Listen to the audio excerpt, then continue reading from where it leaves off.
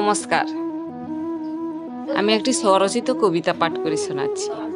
কবিতার নাম স্বাধীনতার গর্ব।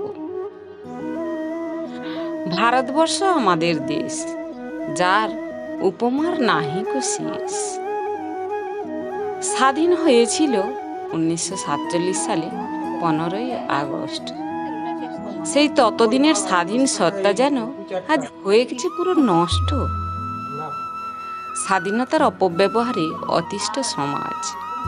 ড্যাড হয়েছে শ্বশুর মশাই, শাশুড়ি হয়েছে মম, আর ছেলে মেয়েগুলো সৃষ্টি ছাড়া শুনতে চায় না কথা।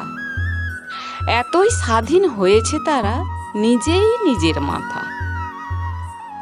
মিথ্যা পেয়েছে আশ্রয়, আর গদি পায় যত চোর। সত্য আজ রাস্তায় ঘুরে মহাজন হয়েছে সুদখোর। বিশ্বাসে নাকি মেলায় বস্তু, তর্কে বহুদূর। অপ্রিয় হলেও সত্যি, কিন্তু বর্তমানে বাজে না সে সুর।